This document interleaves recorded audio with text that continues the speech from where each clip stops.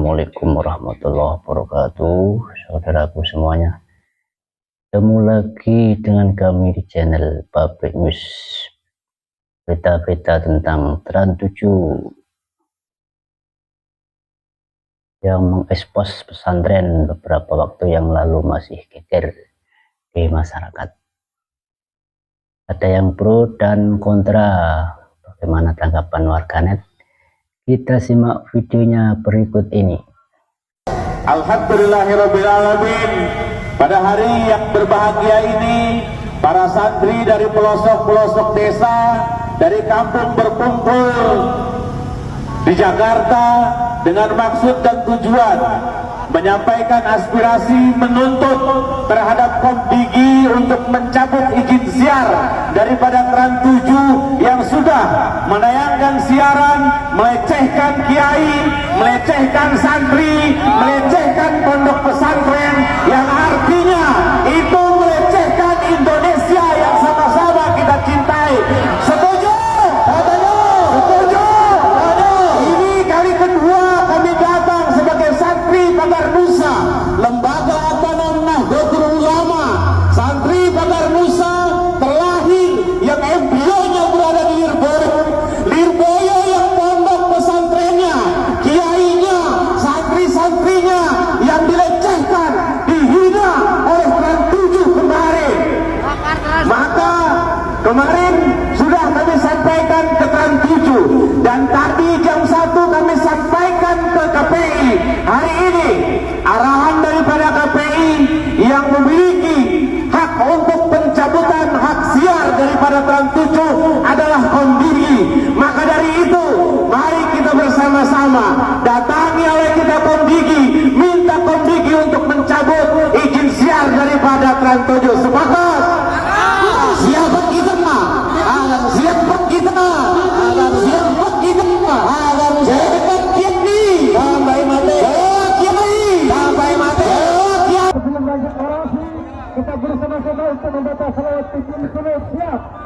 Allahumma shalli ala sayyidina Muhammadin fil qulubi wa dawaiha wa adiyati abdani wa shifaiha wa nuri absari wa diyaiha wa ala alihi wa sahbihi wa sallim. Allahumma salli ala sayyidina Muhammadin fil qulubi wa dawaiha adiyati abdan wa shifaiha wa nuri al-absari wa diyaiha wa ala alihi. Saya harap para santri sekalian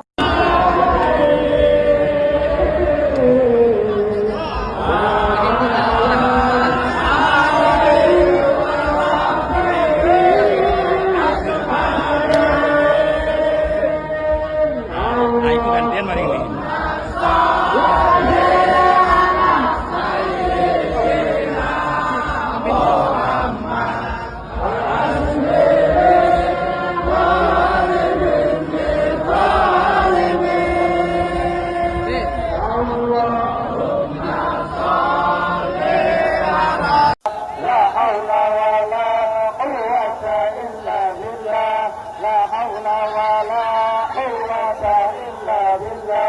لا حول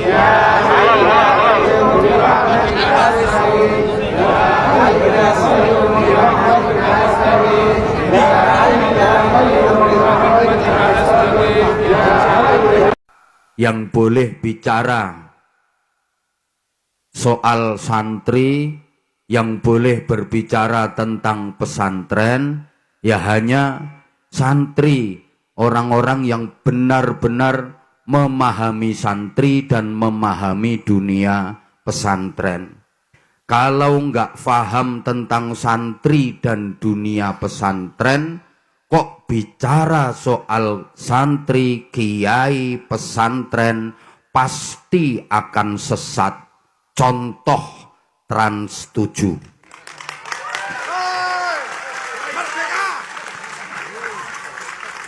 Bikin narasi yang ngawur, bahkan fitnah yang sangat keji terhadap kiai, melecehkan santri, merendahkan pondok pesantren. Kami sangat sakit karena itu merupakan serangan yang sistematik. Apa salah kami kepada Trans 7? Ya Allah, saya mengikuti pemberitaan itu nggak mampu membendung air mata.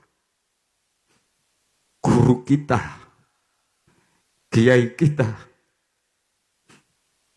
yang dengan tulus, dengan ikhlas mengorbankan seluruh hidupnya untuk mendidik kami, pagi, siang, sore, malam, mengorbankan seluruh kehidupannya, membimbing ilmu, membimbing akhlak, agar moralitas bangsa ini menjadi baik dan mulia. Dilecehkan, direndahkan. Demi Allah, kami tidak rela kalau hanya dengan permintaan maaf melalui surat, apalagi hanya melalui WA. Datang kalian, hadir kalian ke pesantren dan ke dalam kiai kami, guru kami, atau kami yang akan menyeret kalian untuk datang ke pesantren dan minta maaf kepada kiai kami.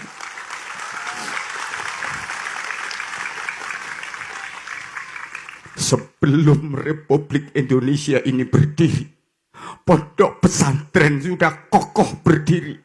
Dan dari pondok pesantrenlah cikal bakal negara kesatuan Republik Indonesia ini.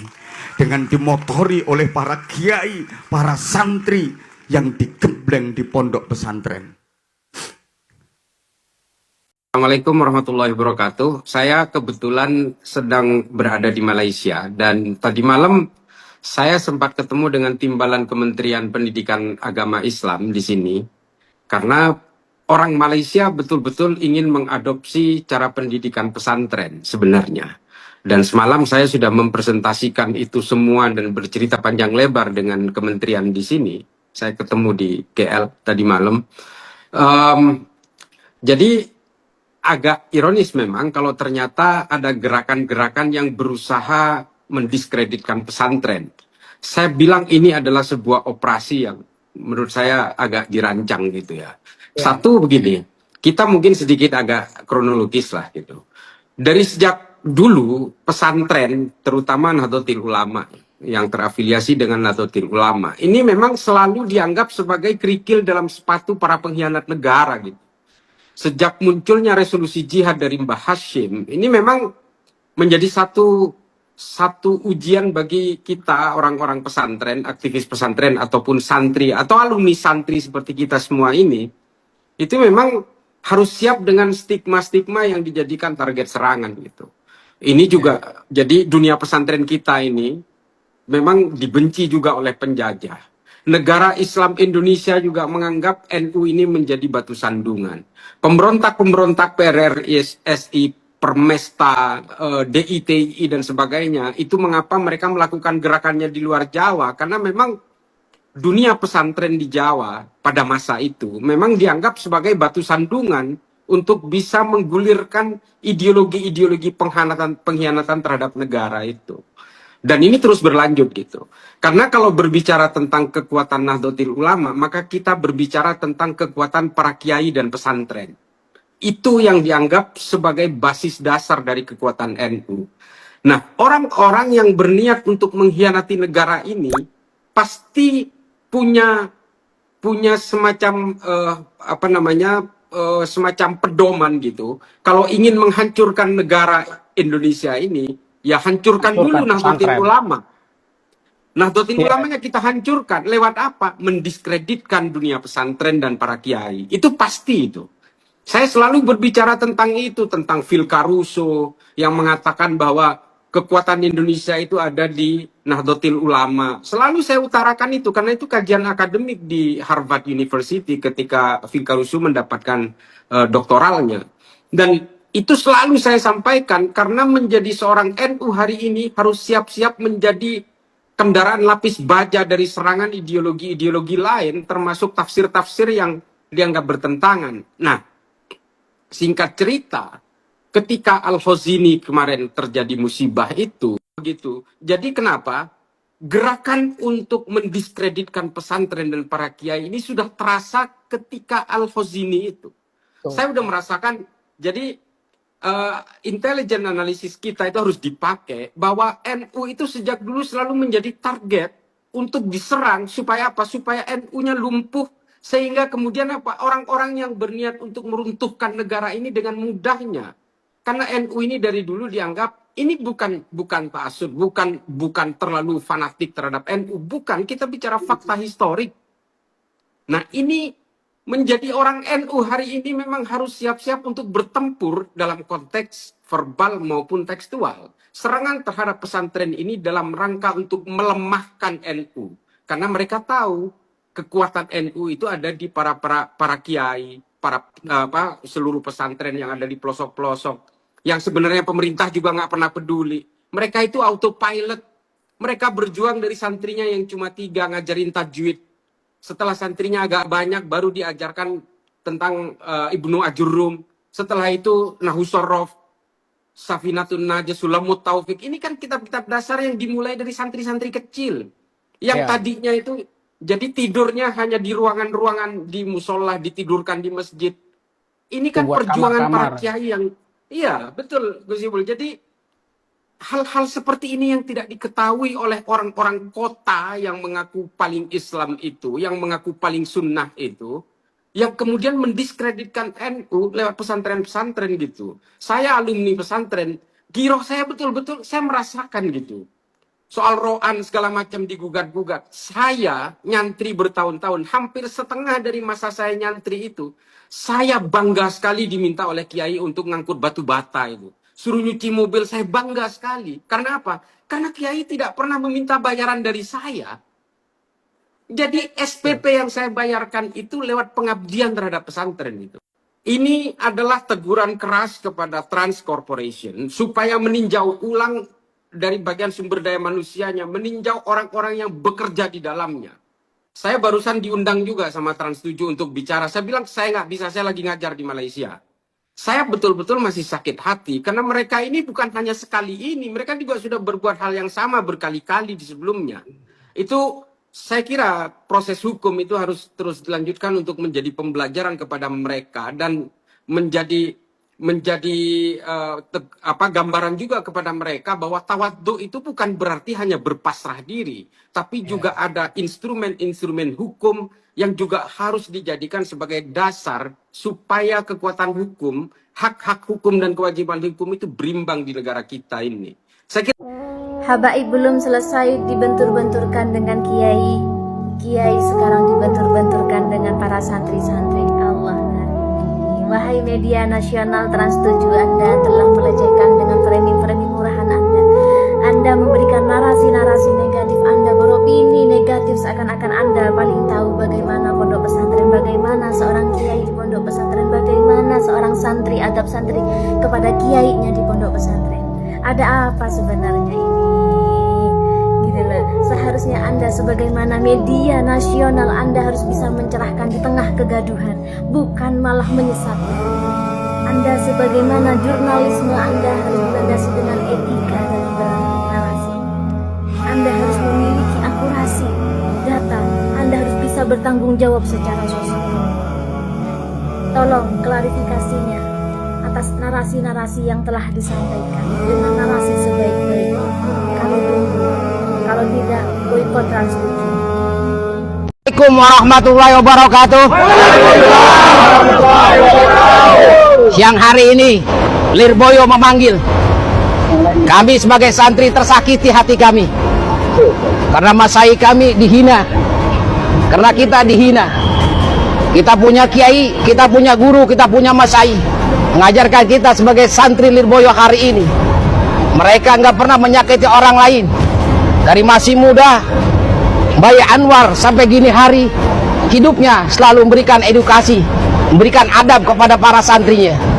Tapi hari ini ada satu narasi yang seakan-akan ingin memecah belah bangsa dan seakan-akan melecehkan guru kami. Bukan seakan-akan, sudah melecehkan guru kami. Kami sebagai santrinya terpanggil, hati kami tersakiti. Kalau mereka ngomongnya melalui media televisi, kita menuntut hari ini mereka pun melakukan pengumumannya melalui media televisi. Tidak cukup dengan hanya surat menyurat. Hari ini kita bukan bicara tentang cinta. Hari ini kita bicara tentang khidmat kita kepada Lirboyo. Ini baru sebagian perwakilan pengurus Himasal yang ada di Jabodetabek. Andai kata hari ini nggak ada titik kesepakatan, kita santri Lirboyo dan wali santri siap menghadirkan masa yang lebih banyak. Ikuti instruksi saya. Shallu ala Nabi Muhammad. Shallu ala Nabi Muhammad. Lirboyo memanggil. Lirboyo ada di hati. Shallu ala Nabi Muhammad. Instruksi saya satu kali lagi, rapatkan barisan, jangan pernah takut. Hari ini kita santri adalah yang memerdekakan negeri dan mayoritas di negara kita adalah muslim. Hak orang-orang merdeka untuk berdemokrasi dan menyampaikan aspirasi di gedung yang serba wah ini. Mudah-mudahan ada titik temunya. Kalau nggak ada titik temunya, kita balik lagi dengan masa yang lebih banyak. Shallu ala Nabi Muhammad. Sekian dan demikian, kurang lebihnya mohon maaf. Assalamualaikum warahmatullahi wabarakatuh.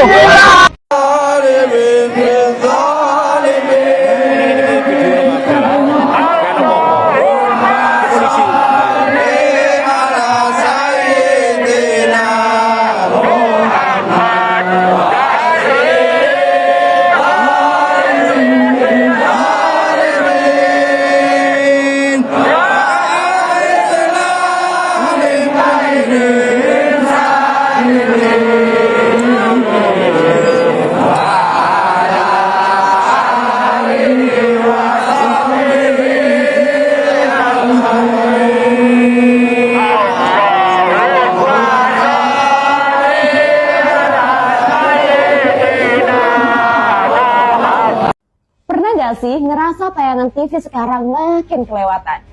Trans 7 lagi disorot gara-gara tayangan expose unsensor yang dianggap merendahin kehidupan pesantren dan para kiai, sampai muncul tagar hashtag boykot Trans 7. Santri dan tokoh pesantren protes di SOP karena tayangan itu dinilai berbau sara dan nyebarin disinformasi. Trans 7 udah minta maaf ya dan datang langsung ke Ponpes Lirboyo. Tapi, lagi-lagi publik kecewa karena Khairul Tanjung gak hadir. Dari KPID Jawa Timur udah nerima 288 aduan.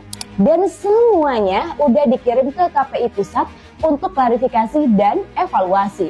Dari kasus ini, media diingatkan buat selalu menyajikan fakta yang berimbang. Sementara kita sebagai masyarakat juga harus bijak menyaring dan menyebarkan informasi. Ini jadi pengingat ya sob, media wajib memegang fakta, bukan sensasi. Dan kita pun harus saring sebelum kita silaturahim ke pemerintah Kabupaten Kediri.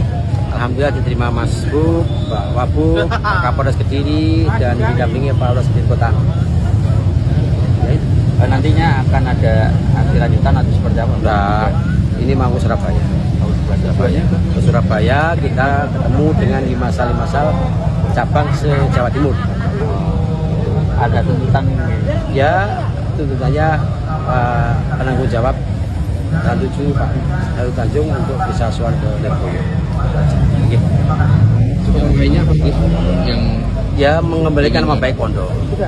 Ya, karena dengan framing itu kan merendahkan pondok, martabat kiai. yang sebenarnya di pondok seperti apa? Ya enggak begitu. Ada mungkin pesan-pesan untuk Tentu kita mudah-mudahan kegiatan ini yang di Surabaya, Jawa Timur itu berjalan dengan baik, aman, kondusif, dan aspirasinya tersampaikan, dan mudah-mudahan permasalahan ini segera terselesaikan. jumlah berapa? Jumlah yang kalau ini kita berapa ya? 500 ribu. Kediri Raya berapa? Kediri Raya jumlahnya lebih 3.000. 3.000. Sekediri Raya. Enggak semuanya. Yang pertama ini aksi damai ya, yang betul-betul damai dan menunjukkan bagaimana solidaritas, betapa takzimnya para santri terhadap kiai, karena bentuk kekecewaan dari sebuah tayangan yang mempertontonkan yang saya rasa itu, saya sebagai warga Kabupaten Kediri, sebagai warga Kediri, saya tahu betul kehidupan pondok dan saya bisa membayangkan betapa terlukanya teman-teman santri di Kediri di saat masayihnya, kiainya di framing dalam hal yang kurang baik. Nah, maka kita doakan semoga aksi damai para santri ini yang setelah ini akan ke Surabaya bisa berjalan dengan baik, dan yang terpenting tujuannya bisa tercapai, masalah ini segera selesai. Amin ya.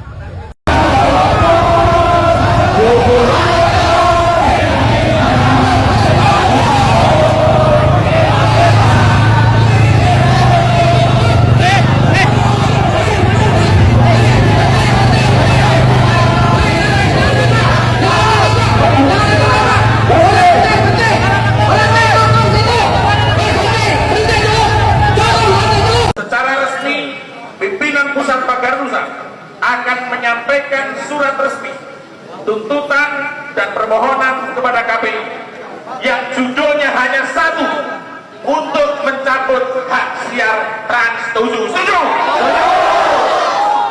Proses untuk menuju itu, kita hari ini datang ke KPI untuk meminta KPI melakukan audit dan mengevaluasi dan memberikan rekomendasi kepada Komdigi untuk mencabut izin siar Trans 7. Setuju?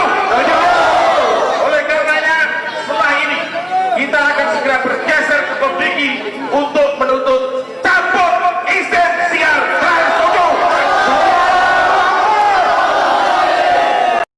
Demikianlah saudaraku video-video yang kita sampaikan dari pendapat warganet. Jangan lupa like, komen, dan subscribe. Tekan tanda lonceng. Assalamualaikum warahmatullahi wabarakatuh.